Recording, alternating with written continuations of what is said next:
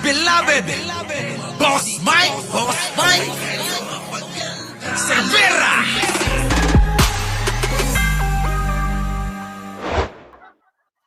Nag-aaway-away na sila. So inayos namin. Pero bago ko pa ayusin sila na mag-meeting yung away-away nila, inayos na sila ni Spokes. Sabi ko, Spokes, kawawa naman. Sabi ko, nakikipaglaban tayo ng isa. Ano ba yung pinag-aawayan ng mga ito? Oh, kita nyo, no, mga kababayan, ha? Pagdating daw nila, mga kababayan, bago ko naman umalis dun sa lugar, ilang araw pa yun eh. So, dumating ako doon, event nila, after ng alis ko, event nila, yun na yun.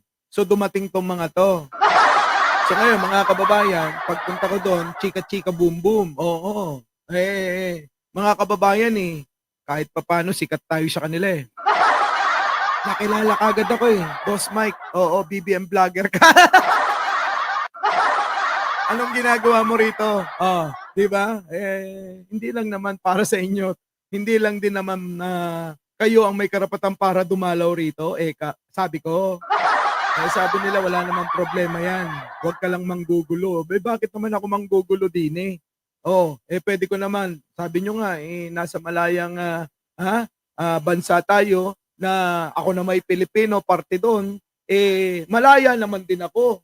Oo, pero si Jen hindi malayang ano yan. Pag nagla-live ako, nag-iingay yung cellphone. Oo, diba? So ngayon, mga kababayan, pagpunta ko doon, syempre marami tayong nakikita, totoo naman, na puro mga Pilipino yung makikita nyo doon na naglalakad. Yung iba nga, nakakatanungan ko pa. Ang nangyari, mga kababayan, yun, sinabi ko, karapatan ko to. Nire-respeto ko yung karapatan ninyo, tong karapatan ko, respetuhin ninyo. Parehas tayong Pilipino, parehas tayong dayo rito. Hindi porke nakarating na kayo rito, pag-aari nyo na to. May pagmamay-ari neto, ang gobyerno ng Netherlands. Hindi po tayong mga Pilipino. Kaya kung nandito tayo, pare-parehas lang tayo. Huwag tayo dito magtalo-talo. Dahil unawain ninyo kung saan ako nanggagaling at uunawain ko kayo. Ganon. Nung ano na nila yun, mga kababayan, sabi ko, pwede na ba akong mag-live? Sabi nila, sige, mag-live ka lang. Tapos sabi ng isa, Boss Mike, pwede ka bang imbitan namin, magsalita ka doon sa may Duterte Forest para naman merong iba naman kaming mapakinggan. Sabi ko naman mahirap yan, gusto nyo. Sapagkat alam naman natin na yung ibang kasama nyo sarado. Kayo, oo, naunawaan nyo ko. Pero yung iba, di ba? Hindi natin mapipigilan yan. Kung ako'y masaktan, mahirap na. Di po ba, mga kababayan? Kaya yun. After ng pag-alis ko, ayan, nagkagulo-gulo. Ito na. Kasi wala akong idea sa away nila. Sabi ko, pwede ba once and for all, ayusin natin to para to kay Pangulong Duterte. Sinasalang-alang si Digong. Maniwala kayo dyan. Hindi lang para kay Digong yan. Para sa kinikita niyan. Diba, Aichang? Para sa kinikita niyan. Maniwala kayo sa akin. Ulitin ko uli. Huwag kayong maniwala sa mga pandaling yan. Na para kay Duterte, para kay Tatay Digong, para kay matandang Fentanyl. Hindi totoo yun. Kayong mga OFW, makinig kayo. Na nandiyan sa dahig, makinig kayo. Kayo may mga trabaho, kayo may pinagkakaabalahan, kayo may sinisweldo sa inyong mga pinapasukan o negosyo man na mayroon kayo dyan. Pero yung mga yan, ano meron yan? Wala sila. Kundi, alin ang pinagkakakitaan? Yung mga binabayad sa kanila. Isipin nyo maigi yan. Huwag nyong ikukumpara sa aming mga sumusuporta kay Pangulo.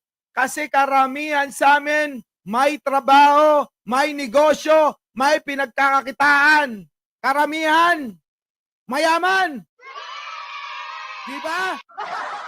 Eto, tumigil na sa pagtatrabaho. Si Roque, kita nyo, nasaan? Diba? Itinitipid-tipid nyo na lang yung mga inaakusang mga perang galing daw sa Pogo. Alvin, Napakasinungaling mo. Nako, ayan na mga kababayan, nag-name drop na. Alvin, napakasinungaling mo raw. Kita nyo, ginagawa pa kayong sinungaling ngayon. Mga kababayan naming nasa Dahig, mga kababayan naming nasa Netherlands, sana'y mapanood nyo ako. Oo, sa mga kaibigan natin dyan, na nagrespetuhan tayo, baka pwede, pakalat nyo to. Oo. Tandaan nyo mga kababayan, binabaliktad na kayo. Kayo ang may karapatan para magreklamo. Bakit? Kayo nag-umpisa dyan. Kayo nagpagod dyan. Kayo nag-organize dyan. Sampid lang yung mga yan. Tama, mali. Kayo, mamaya, Leonora Brown, papakita ko si Alvin. Oo, ha? Papakita ko si Alvin. Oh, di ba? Kayo nag-umpisa, kayo naghirap.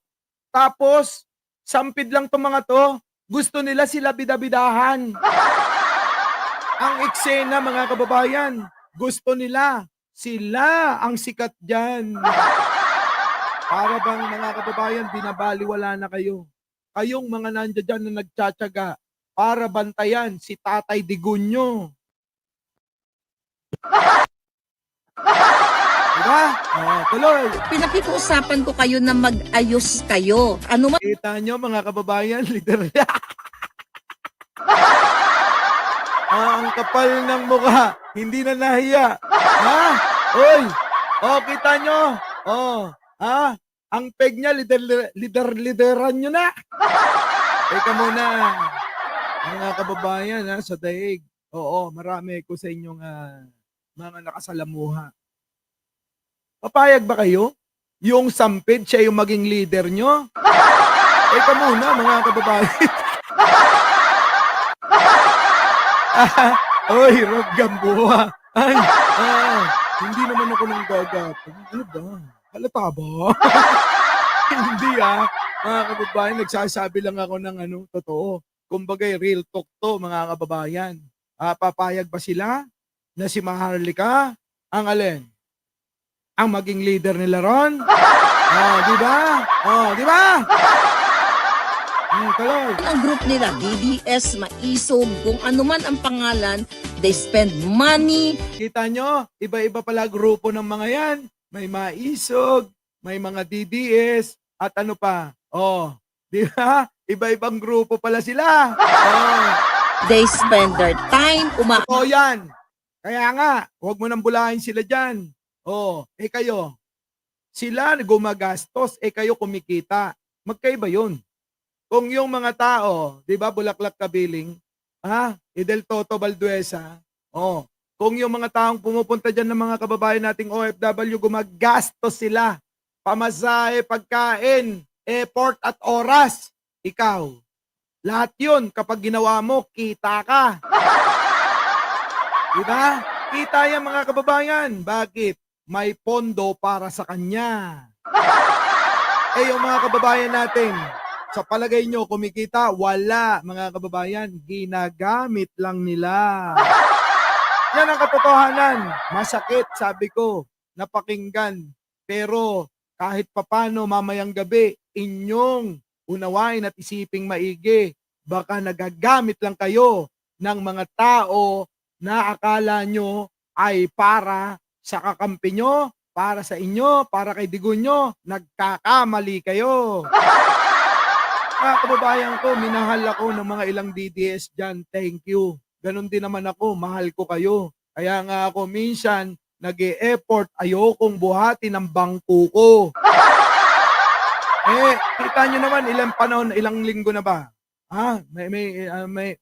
Magdadalawang linggo na wala ako ron. Binanggit ko ba sa inyo? Hindi. Ngayon ang pagkakataon, bakit? Eto, ayan, nagkakagulo. Tuloy. Next. Pasok. kung bakit kami nag-organize ng kalayaan para kay PRRD. Ano ang sabi mo, Chipmunk, kay dito sa kay ako, si Makabayan, at saka kila Jessica, at kung sino pa? Jessica lang natatandaan ko tapos ang dami po kasi mga volunteers doon. Ano ang sabi ni Chipmunk? O di mag-organize kayo. Sabi niya, di mag-organize kayo. Sige, so parang kayo na lang mag-organize. So ang Siyempre, mauubos na yung pera nila eh. Yung mga original na nag-o-organize dyan, mga kababayan, nauubos na yung pondo nila. Etong mga ito, mga kababayan, bawat buka ng bunganga niyan, pera. Bawat tikol, Nino, ni Roque, mga kababayan, kwarta. Sa palagay niyo walang pondo yan. Naku, mga kababayan, huwag kayong maniwala. Tuloy. Oo, sa buka ng bunganga nito, sa tikol ng tikol ni Roque, mga kababayan, kwarta lang kwarta yan. Hindi yan hindi yan sasayang ng oras dyan. Maniwala kayo. tabang mo. Kasi itong mga taong to, like itong mga nakakausap ko, hindi naman sila vloggers na matagal ng vloggers. Sila ay mga volunteers po na gusto lang nilang i-cover ang nangyayari diyan sa Netherlands. Yun na nga, ganun lang naman eh. Ganun lang naman talaga gusto nila. May pakita yung kanilang pagmamahal kay matandang Duterte na nakakulong. Wala mang problema doon. Di po ba? Kasi sabi ko nga sa inyo, yung mga yan may pinanggagalingan. Tayo meron din. Kaya sabi ko magrespetuhan tayo rito. Pagdating natin sa Maynila, doon tayo magbakbakan. Sabi nila, bakit naman tayo magbabakbakan? Nakikita naman naming matino ka kumpara sa iba. Sinong iba? Sinong iba? Ha? Marami dyan, no? Yung bang pag wala ng kapakinabangan titirahin na, maraming ganon, mga kababayan. Maniwala kayo. Hindi ko nasasabihin kung sino. Aloy. Sa daig. Tapos doon ko nakita ang pagiging bastos mo, Chipmunk. Kita mo, ayan na. Sinasabi ko na mga kababayan eh. Tuloy-tuloy na yan. Hanggang sa mabura na sila dyan. Kapag ka nag-away-away na parang relasyon nyo lang ng ex mo, saan napunta? Paghihiwalay to. Nagets nyo, mga kababayan?